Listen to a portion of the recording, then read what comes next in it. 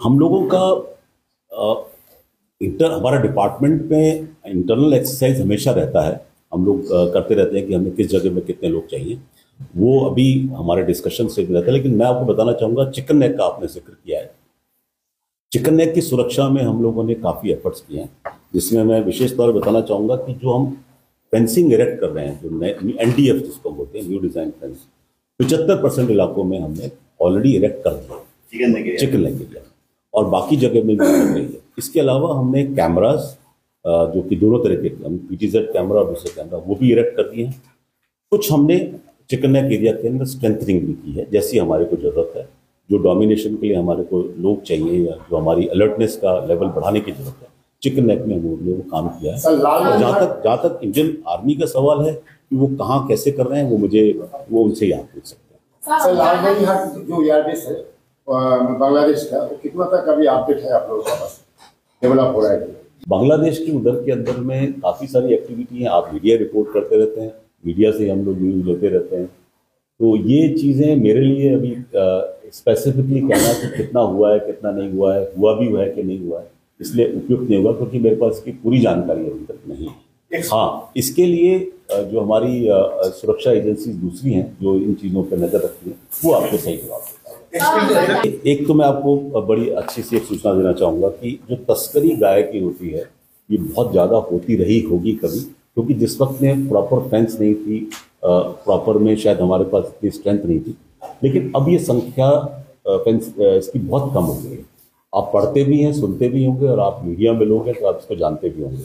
ये संख्या, जैसे मैं आपको बता दूं कि कैटल का जो स्मगलिंग जो हमारे पास फिगर है, वो पिछले साल जितनी कैटल के स्मगलिंग हुई थी, इस साल वो लगभग 40% रह गई, तो जितना था उससे भी, मतलब 40% से भी कम रह गई है।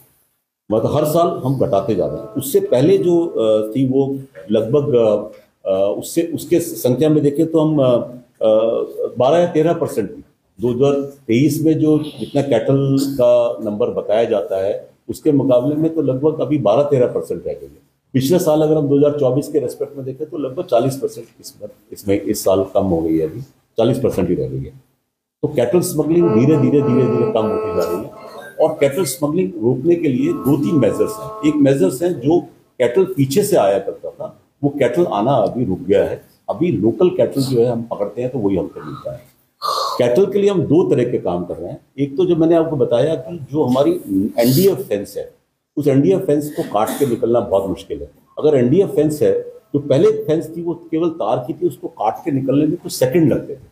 इसको काट के निकलने में कई मिनट लगते हैं, वो निकल नहीं पाता। और निकलने के लिए भी उसको गाय के लिए जगह बनाने में बहुत समय लगता है, तो उतना समय ये NDF में उसको नहीं मिल पा रहा है। तो जहां जहां हम NDF लगा रहे हैं, वहां हमारी कैटल फेंसिंग अचानक बहुत से कम हो गई है। ये एक बात है।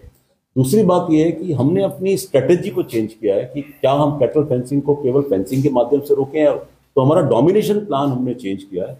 और ऐसी जगह जहां से कैटल इकट्ठा होकर आता था, वहां हम पहुंच के आजकल कैटल को बॉर्डर पर आने से पहले ही पकड़ लेते हैं। वो हम कई बार हमें 6-6, 7-7 किलोमीटर पीछे भी जाना पड़ता है कैटल को पकड़ने के लिए।